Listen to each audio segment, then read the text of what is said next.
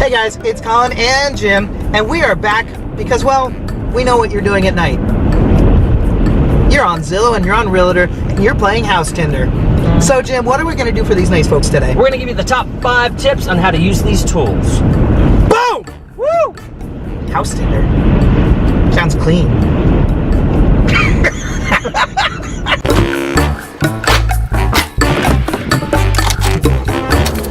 First tip, Ned's estimate is a joke. It's total BS. Zillow hasn't been in your house. They have not seen that Jell-O stand in the corner. They don't know how great your kitchen is. They didn't know that you had 7 cats in the house. They didn't see your finished basement. They do not know that that basement smells like farts. They haven't seen your awesome paint. Whether it's Jim or I, get a local professional in your home, somebody who knows this market, somebody who sells in this market every day to give you a true perception of value. Because Zillow just has algorithms all set up based on tax records and past sales. They might be comparing a 4 out of 10 to an 8 out of 10. You might be a 10 out of 10. They might be hurting your value. They might also be giving you a false reality. Number 2, those mortgage calculators on those websites suck. Yeah, they're terrible. They base those quotes off the perfect buyer, meaning you have like an 800 credit score and you have 20% to put down on the home.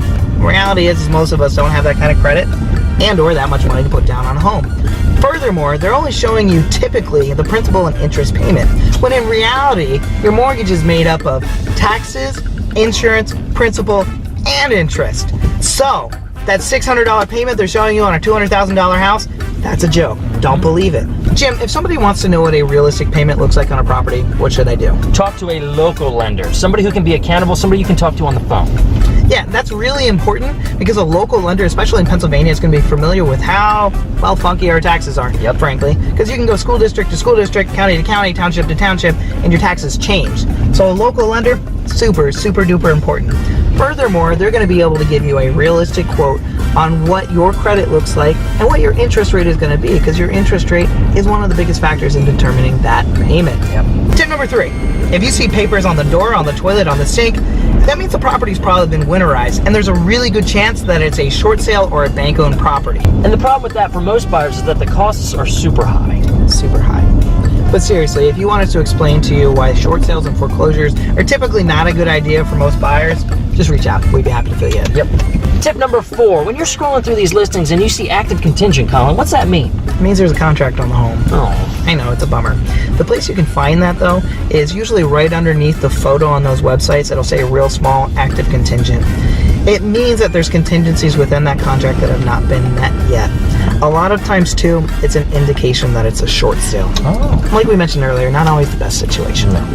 Tip number 5, and this is kind of a dirty little secret.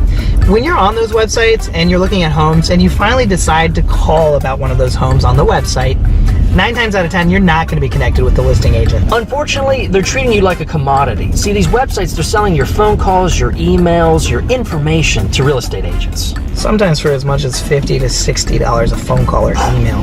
It's astronomical. It's not very personal.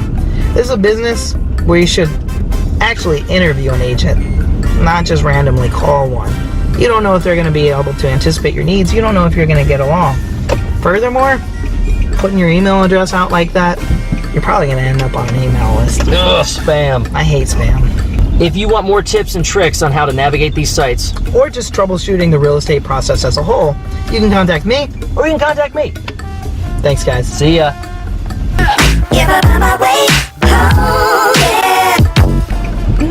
You ever been to Claire's?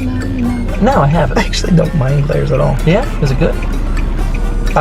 It's good in the sense that, like, You gotta explain. I'm like, I'm not like a cheap person. Yeah. But the idea you can go in and the menu ends in like 15 cents and 85 cents. Oh, wow. You know, it's like one of those places. Yeah.